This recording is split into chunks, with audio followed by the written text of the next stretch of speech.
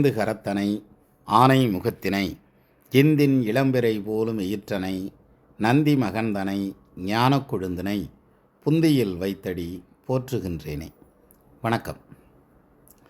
பூர்வீக சொத்து ஒருத்தருக்கு கிடைக்குமா அப்படிங்கிறத எப்படிப்பா தெரிஞ்சுக்கிறது அப்படின்னா, ஏன்னா பூர்வீக சொத்து கொடுக்குறேன்னு சொல்லி ஏமாற்றிடுவாங்களா, பெருசுக கையிலேயே வச்சுருந்து, அல்லது கூட பிறந்தவங்க எதுவும் ஏமாற்றிடுவாங்களா அப்படிங்கிற மாதிரியான டவுட் நிறைய பேர்த்துக்கு இருந்துக்கிட்டே இருக்கும். இதை எப்படி நம்ம தெரிஞ்சுக்கலாம் அப்படின்னா, இப்போ எடுத்துக்காட்டாக இங்கே கீழே கொடுத்துருக்க இந்த ஜாதகத்தை எடுத்துக்கோங்க. இந்த ஜாதகத்தில் வந்து பார்த்திங்கன்னா லக்னம் கடக லக்னம்.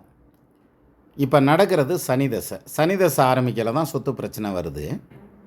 சனி லக்னத்திலே உட்காந்துருக்கார்.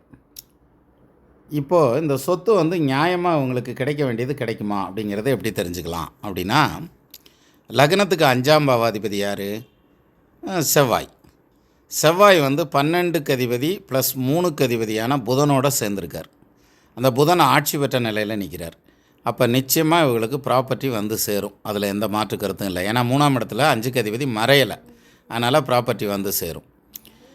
அடுத்தபடியாக எடுத்துக்கிட்டோம்னா, லக்னத்துக்கு 4ஆம் பாவாதிபதி சுக்கிரன். அந்த சுக்கிரன் தனக்கு 12ல் இருக்கார். அப்போது இவங்க இப்போ குடியிருக்கிற சொத்து இவங்களுக்கு அமையாது. பாகப்பிரிவினைன்னு வர்றப்ப இதில் இடமாற்றம் வரும்.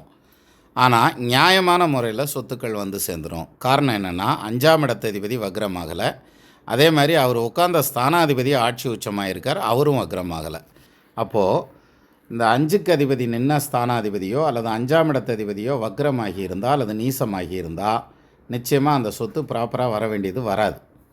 ஆனால் இங்கே அப்படி இல்லை. இது ரெண்டும் ஸ்ட்ராங்காக இருக்கிறதுங்கிறதுனால என்ன வரணுமோ அது சேர்ந்துடும். அப்போது ஒருத்தருக்கு பூர்வீக சொத்து வருமா வராதா அப்படிங்கிறத நம்ம இந்த பேராமீட்டர் வச்சு பாருங்கள், நல்லா நீட்டாக தெரிஞ்சுக்கலாம். உறுதியாக கிடைக்கும் அல்லது நியாயமாக கிடைக்கும், நியாயம் இல்லாமல் கிடைக்குங்கிறத கன்ஃபார்ம் பண்ணிடலாம்.